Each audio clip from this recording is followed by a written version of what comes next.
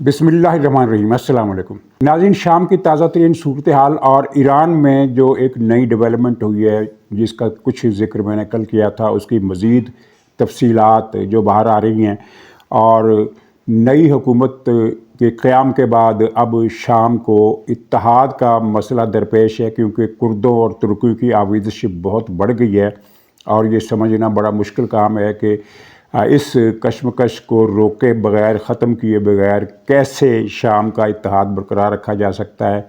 Israel ने शाम पर अपने हमलों की तादाद में इजाफ़ा कर दिया और बहुत बड़े पैमाने पर फ़ौजी साजो सामान, तनसीबात और हवाई अड्डों और बंदरगाहों को तबाह किया है। ईरान के हालात के साथ साथ थोड़ा सा जिक्र हम पाकिस्तान का भी करेंगे, जहाँ जनरल फैज़ पर फ़र्द जुर्म लगने का मतलब ये निकाला जा रहा है कि अब इमरान ख़ान को चंद दिनों के अंदर फ़ौजी अदालत का सामना होगा। और यूँ हम कह सकते हैं कि इमरान की जो सरतोड़ कोशिश थी कि फ़ौज से उसका बराह रास्त रब्ता हो, वो कोशिश कामयाब हो गई है और अब फ़ौजी ट्रायल के दौरान इमरान ख़ान का फ़ौज के साथ बराह रास्त आमना सामना होगा। तो नाज़रीन, आगाज़ करते हैं शाम की सूरत हाल से।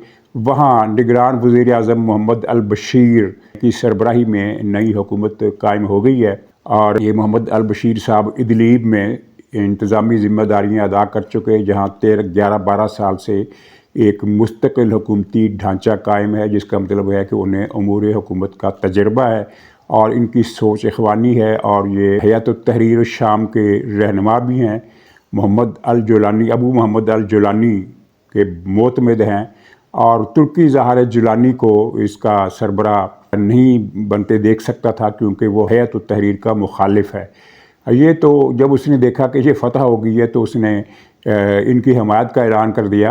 अपने वो पंजाबी में वो कहते हैं ना कि नंबर टांगना, ये नंबर इस तरह का कोई मसला, नंबर बनाना, इस तरह की बात।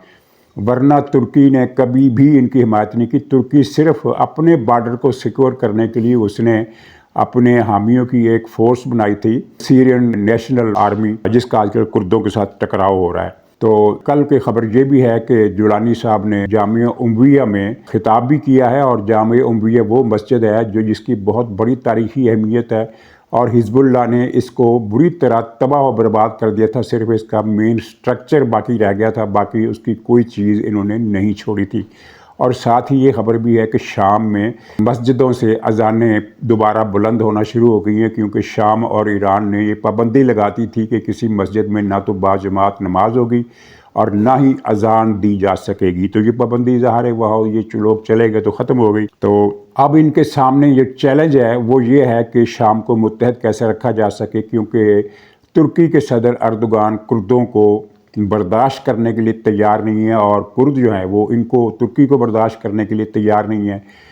एक तरफ तो कुर्दों ने सबसे ज़्यादा रकबे पर कब्ज़ा जमा लिया है, यानी इस वक्त कुर्दों के पास जो रकबा है वो शाम का 35% रकबा, अगरचे बेशतर इलाका खाली है, वीरान है, आबादी कोई नहीं है, लेकिन उस इलाके की अहमियत ये है कि शाम के तेल के ज़खायर लगभग 80-90% तेल के ज़खायर इसी इलाके में हैं। और तुर्की की फ़ौजों ने कुर्दों से एक इलाका छीन भी लिया है। यह तुर्की के सरहद के पास की जो पट्टी उसने बनाई हुई है उसके बीच में एक इलाका था मिन बीच, और उस इलाके को छीनने का मतलब यह है कि अब तुर्की और शाम की सरहद पर जो तुर्की ने एक बफर जोन बनाया हुआ है वो उसका रकबा बढ़ जाएगा। इधर इसराइल बफर जोन बना रहा है, इधर तुर्की बफर जोन बना रहा है, तो ये रकबा हमेशा तुर्की के पास रहेगा। मुश्किल है कि तुर्की इस रकबे को कभी वापस करे। तो लेकिन मिनबीज कुर्दों के लिए भी बहुत अहम है, वो इसे छीनने के लिए बार बार हमले करते हैं और पिछले 3 दिनों में 3 मरतबा ऐसा हुआ है कि उस पर तुर्की का कब्ज़ा हुआ, फिर कुर्दों ने छीन लिया, वापस ले लिया, फिर तुर्कों ने कब्ज़ा कर लिया, अब चौथी मरतबा तुर्कों ने इस पर कब्ज़ा कर लिया और मज़ीद फ़ौज भेजी है जिसने तुर्क सिविल बाशिंदों पर गोलियां चलाई और 8-10 बच्चों समेत बहुत सारी औरतें और मर्द मारे गए हैं। तो ये तैयब अर्दगान की तरफ से एक ऐसी यानी पेशरफ्त है जिसका नुकसान शाम को होगा। और जब तक कुर्द नए वफाक में पूरी तरह शामिल नहीं होते, शाम को मुत्तहद नहीं रखा जा सकता। और तुर्की जो है वो कुर्दों को बाहर रखने की कोशिशें कर रहा है, तो इसका मतलब ये है कि तुर्की के 2 हिस्से तो अब हो ही गए। बहरहाल उधर हमास ने मुबारकबाद दे दी है नई इंतज़ामिया को और उस प्रोपेगेंडे का तोड़ हो गया है جو یہ کہتے تھے کہ یہ جو لوگ ہیں الجولانی کی حیات و تحریر شام یہ اسرائیل کی حمایت یافتہ ہے، حالانکہ آپ سب نے دیکھ لیا کہ یہ پروپیگنڈا تو خود اسرائیل نے توڑ دیا۔ اس طرح کی اس نے شام میں جو حملے کیے ہیں، ان حملوں کے ساتھ اس کا یہ اعلان بار بار عالمی میڈیا میں چھپ رہا ہے، نشر ہو رہا ہے کہ ہم یہ خطرہ مول نہیں لے سکتے کہ یہ ہتھیار ہیئت التحریر کے ہاتھ لگے۔ چنانچہ پچھلے 3 دنوں میں اسرائیل اب تک 300 سے زیادہ 350 کے قریب بمباریاں کر چکا ہے۔ یہ بمباریاں دمشق میں اب ہوئی ہے، کل بمباری آج بھی، اور دیر الزور میں ہوئی ہے، حما میں ہوئی ہے، ہومس میں ہوئی ہے، کردوں کے علاقے حساکہ میں ہوئی ہے، شمالی علاقہ ادلیب میں ہوئی ہے، لتاکیہ کی بندرگاہ پر سمندری جہاز ڈبو دیے ہیں، الدرعا میں ہوئی ہے اور قنیطرہ میں ہوئی ہے۔ قنیطرہ پر تو خیر اسرائیل نے قبضہ کر لیا، اس نے جو بفر زون میں توسیع کی ہے، پرانا بفر زون اس نے ضم کر لیا اور نیا بفر زون بنایا، اس میں قنیطرہ کو بھی شامل کر لیا ہے۔ تو یہ جو خبریں آ رہی ہیں کہ وہ 20 میل تک اندر آ گیا، وہ غلط ہیں۔ وہ 2.5 یا 3 میل کے قریب اندر آیا، ہو سکتا ہے آنے والے دنوں میں وہ مزید رقبے پر قبضہ کرے، لیکن ابھی تک اس کا جو قبضہ ہے وہ 2.5-3 میل چوڑائی کی پٹی میں ہے۔ اور اس کی عرب لیگ نے بھی مذمت کی ہے، اقوام متحدہ نے بھی مذمت کی ہے، اور ترکی نے بھی مذمت کی ہے، سعودی عرب نے بھی کی ہے الگ طور پر، عرب لیگ سے ہٹ کر بھی۔ لیکن اسرائیل کا مذمتوں سے کچھ نہیں بگڑتا۔ تو یہ ایک جنوب سے خطرہ ہے، ایک شمال سے، اور اسرائیل نے جو تازہ حملے کیے ان میں کوئی 25-30 بلکہ اس سے بھی زیادہ جنگی ہوائی جہاز اور ہیلی کاپٹر، گن شپ ہیلی کاپٹر تباہ کیے ہیں۔ اس کے علاوہ فوجی لیبارٹریاں، فوجی اڈے، ہتھیاروں کے گودام، رڈار اسٹیشن، ریسرچ اسٹیشن، اور جس طرح کے بھی ہتھیار دفاعی حوالے سے جتنے بھی کارخانے اڈے تھے، تنصیبات تھے، تقریباً ان سب کو اس نے ملیہ میٹ کر دیا۔ اب انقلابیوں کے پاس صرف وہی بچا ہوا اسلحہ موجود ہے جو انہوں نے شروع کے دنوں میں الیپو اور حما کے علاقوں سے اپنے قبضے میں لیا تھا۔ جن ہتھیاروں کو، جہازوں کو وہ قبضے میں نہیں لے سکے، اب وہ سارے کے سارے اسرائیل نے اب تباہ کر دیے۔ گویا اب شام جو ہے وہ جنگی حوالے سے درکار ہتھیاروں سے محروم ہے، تہی الدامن ہے، کیونکہ ان کے پاس تو صرف میدانی جنگ کے ہتھیار ہیں، گاڑیاں، بختربند گاڑیاں، کچھ ٹینک چھینے انہوں نے، بندوقیں ہیں، راکٹ ہیں، میزائل ہیں، لیکن کسی ملک سے جنگ کرنے کے لیے جو ہوائی قوت چاہیے، جنگی طیارے اور ہیلی کاپٹر، وہ ان کے پاس نہیں ہے۔ تو ایک یہ چیلنج درپیش ہے۔ اب حماس کی مبارکباد سے یہ ایشو اور مزید حل ہو گیا، اور شام کے جو اتحاد کا اور ایک متحد رہنے کا جو ایم ہے وہ ترکی نے مشکل بنا دیا ہے۔ تو ناظرین، اس صورتحال کے جو نتیجے نکلے ہیں وہ ایران کے اندر سے برآمد ہو رہے ہیں۔ ایران سے جو خبریں آ رہی ہیں ایرانی ذرائع کے حوالے سے، امریکہ میں، برطانیہ میں جو ایرانی ذرائع سے تعلق رکھتے ہیں لوگ، ان کے ذریعے جو خبریں لیک ہو رہی ہیں وہ یہ ہیں کہ جب منتخب قیادت نے خامنائی کو انکار کیا کہ ہم اب شام میں ملوث نہیں رہ سکتے، تو خامنائی پر وہ سختی کی کیفیت طاری ہوگی، یہ میں نے کل بتایا تھا۔ تو اس کے کچھ مزید تفصیلات معلوم ہوئی ہیں۔ مزید تفصیلات یہ ہیں کہ انہوں نے جو منتخب قیادت ہے، انہوں نے نرم الفاظ میں، بین السطور الفاظ میں خامنائی صاحب کو یہ بات باور کرائی ہے کہ توسیع پسندی کی جو ہماری پالیسی تھی شام میں، یمن میں اور بالواسطہ طور پر لبنان میں بھی، اس سے نہ صرف یہ ہے کہ ہماری معیشت متاثر ہوئی ہے، بلکہ ہماری جنگی صلاحیتیں بھی متاثر ہوئی ہیں، ہمارا خرچہ بہت بڑا ہے اور ہماری بدنامی عالمی سطح پر ہوئی ہے، ہمارے لیے خطرات بڑھ گئے ہیں۔ اس پالیسی کو اب ترک کرنا ہوگا، اور اس لیے اب یہ سارے معاملات جو ہیں یہ منتخب قیادت یعنی سیاسی لوگوں پر چھوڑ دیے جائیں۔ وہ جو صدر صاحب ہیں، کیا نام ہے ان کا، مسعود پازشکیان، ان کی اس حوالے سے براہ راست خامنائی سے بھی بات چیت ہوئی ہے، اور یہ بات چیت کوئی اچھے ماحول میں نہیں ہوئی، اور یہ ایران میں پہلی مرتبہ اس طرح کی ایک بڑی دراڑ دیکھنے میں آئی ہے۔ اس سے پہلے چھوٹی چھوٹی دراڑیں صدر خاتمی کا جب دور تھا تو اس وقت سامنے آئی تھی، لیکن صدر خاتمی میں اتنی طاقت، اتنی جرأت نہیں تھی جتنی یہ پازشکیان صاحب نے دکھائی ہے۔ اور ظاہر حالات جب تبدیل ہوتے ہیں تو کمزور آدمی بھی جرأت مند بن جاتا ہے۔ ضیاء الحق صاحب آمر مطلق تھے پاکستان کے، بے پناہ طاقت تھی، لیکن جب انہوں نے سیاسی دباؤ کا مقابلہ کرنے کے لیے کمزوری ظاہر کی اور ان فوج کے اندر بھی ان کے بارے میں بے چینی پھیلی، تو محمد خان جنیجو صاحب مرحوم جو تھے، وہ ایک کمزور وزیر اعظم، جونیئر سیاستدان، اس وقت کے جونیئر سیاستدان تھے، کوئی نیشنل پالیٹکس میں ان کا کوئی مقام نہیں تھا، जिस्मानी तौर पर भी कमज़ोर थे, नफसियाती तौर पर भी कमज़ोर थे, तो वो ज़िया-उल हक के सामने खड़े हो गए थे और उन्होंने बतौर मार्शल लॉ गवर्नमेंट के वज़ीर आज़म के ये ऐलान किया कि मार्शल लॉ हम ख़त्म कर देंगे। जिसके बाद फिर ज़िया-उल हक की उनकी चपकलत शुरू हो गई और ज़िया-उल हक ने छुट्टी करा दी। लेकिन इस वक्त जो ईरान में सूरत हाल है, मुझे नहीं लगता कि ख़ामनेई साहब और उनका मजहबी टोला इस सियासी क़यादत की छुट्टी करा सकता है। वहाँ एक प्रोसीजर है छुट्टी कराने का, मैनूवरिंग करनी पड़ती है, तो वो मैनूवरिंग जो है इनके लिए मुश्किल हो गई है। अब इस चपकलश का नतीजा क्या निकलेगा? कुछ मुबस्सरीन ने ये कहा है कि यमन में भी ईरान की मुदाखलत कम हो जाएगी और वो वैसे भी अमलन तो यमन को ईरान की सप्लाई बड़े मिसाइलों की 100% ठप है, 100% ठप है।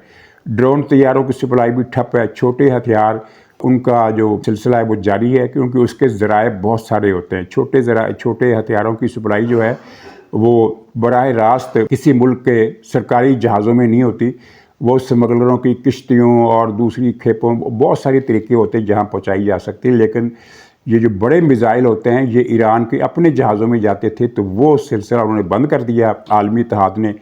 तो अब ये सोचा जा रहा है आलमी सतह पर, जो मुबस्सरीन हैं वो ये सोच रहे हैं कि इशारे मिल रहे हैं कि यमन में भी ईरान की मुदाखलत ख़त्म हो जाएगी। और यमन में ईरानी मुदाखलत ख़त्म होने का कोई बहुत बड़ा फ़र्क इसलिए नहीं पड़ेगा कि फ़र्क तब पड़ता जब इस मुदाखलत के ख़त्म होने के बाद सऊदी अरब ये फ़ैसला कर ले कि अच्छा हम जंग दोबारा शुरू करते हैं। सऊदी अरब जंग दोबारा शुरू करने के मूड में नहीं है, तो लगता ये है कि वहाँ मुज़ाकरात होंगे और शायद मुस्तक़बिल करीब में शुमाली और जनूबी यमन फिर से मुत्तहद तो ना हो सकें, लेकिन एक ढीली ढाली फेडरेशन बनाने पर तैयार हो जाएं। ये मेरा ज़ाती अंदाज़ा है, ये मैं किसी आलमी मुबस्सर की रिपोर्ट नहीं दे रहा। यानी ये हल निकल सकता है और मेरे अंदाजे की बुनियाद ये है कि ईरान जंग से पीछे हट गया है और सऊदी अरब जंग करना नहीं चाहता। तो इसका मतलब ये है कि या तो जनूबी यमन खुद हमला करके शुमाली यमन पर कब्ज़ा कर ले, जो कि उसके बस की बात नहीं है, और या फिर ये है कि दोनों फरीक मुज़ाकरात करें और सऊदी अरब भी इसमें शामिल हो, दूसरे मुल्क भी फरीक भी शामिल हो, तो ये हल पॉसिबल है। यानी दोनों सूरतों में ये है कि वहाँ जंग का जो दोबारा का जो इम्कान है वो नहीं है। लेकिन ईरान के अंदर पड़ने वाली दरार बहुत अहम है। इसका मतलब ये है कि ईरान ने जो उरूज देखा पिछले अशरे में, अब वो ज़वाल की तरफ जाएगा, क्योंकि ईरान के अंदर सब दुनिया को ये पता है और तमाम आलमी मुबस्सर इस बात से इत्तफ़ाक़ करते हैं कि ईरानी अवाम की भारी अक्सरियत मजहबी क़यादत के ख़िलाफ़ है और उसका वो मुज़ाहरा हर इलेक्शन पर भी करते हैं। हर इलेक्शन में मौलवी ग्रुप के उम्मीदवार हार जाते हैं और दूसरे ग्रुप जीत जाते हैं। इसका मतलब ये है कि मौलवी ग्रुप को लोग वोट नहीं देना चाहते, वो सिर्फ पासदारान इनकलाब के डंडे के ज़ोर पर ईरान पर मुसल्लत है। तो अब उन अवाम को भी हौसला मिलेगा, ये मैं आपको बता रहा हूँ बड़े यकीन के साथ, कि ईरान के अंदर एक एहतजाजी लहर फिर पैदा हो सकती है, क्योंकि ज़ाहिर है ये इंटरनेट का दौर है, सोशल मीडिया का दौर है। ईरान में भी लोगों को पता है कि बाहर हमारी क्या गत बनी है और मुल्ला पार्टी अब कमज़ोर हो गई है, पहले के मुकाबले में कमज़ोर हो गई है, हर लिहाज से कमज़ोर हो गई है। नफसियाती तौर पर इनका जो मोराल डाउन हुआ है, उसका अंदाज़ा आप इस बात से कीजिए कि ईरान के आर्मी चीफ़ को, पासदारान इनकलाब की चीफ़ को ये बयान देना पड़ा है कि ये तअस्सुर न लिया जाए कि ईरान शाम के वाक़यात के बाद से कमज़ोर हो गया है।